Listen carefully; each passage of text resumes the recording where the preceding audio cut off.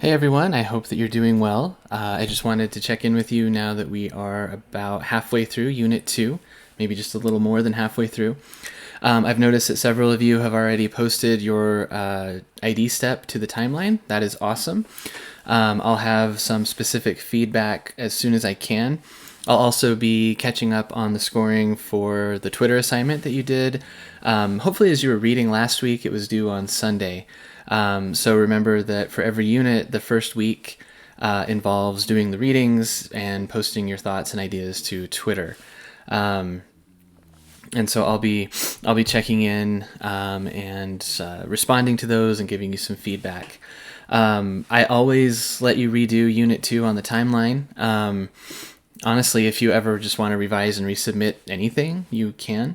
But specifically with Unit 2 on the timeline, because I know that we're just getting started with a brand new platform and a brand new type of assignment.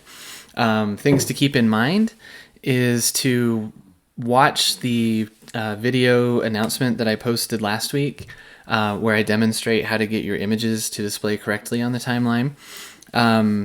That can be very important, something that it seems like a lot of us easily miss. And so I've tried to explain that as best as I can. So do watch that if you have any questions about kind of that technical side of things. Remember that you should put a placeholder on the timeline before you go and do your research and write your post. You're going to write your entry in a Word document or Google Doc or whatever word processor you use. And then you're going to submit that to Blackboard and then copy and paste your work to Tiki-Taki. That way, nothing gets lost on Tiki-Taki as we all use it together. So that's just a couple of kind of pointers to keep in mind. In terms of the actual substance of your posts, remember that you need to define what the topic is.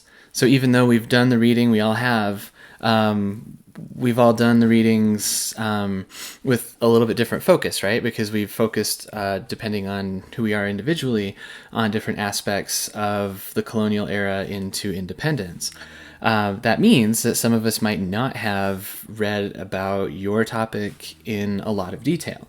And so you should explain to us what this is or who this was or where this place was and why it's important in some brief but specific detail, so that someone who didn't know anything about your topic could come away from reading your post knowing something about it, knowing what it is, and then how it relates to the guiding question.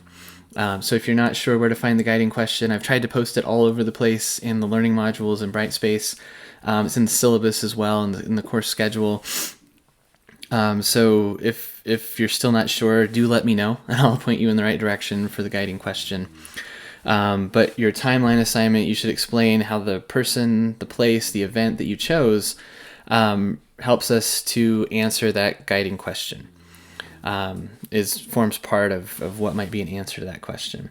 And then as you do the connection step, which is due on Sunday, and the journal entry in particular, you will write kind of your overall response to that guiding question.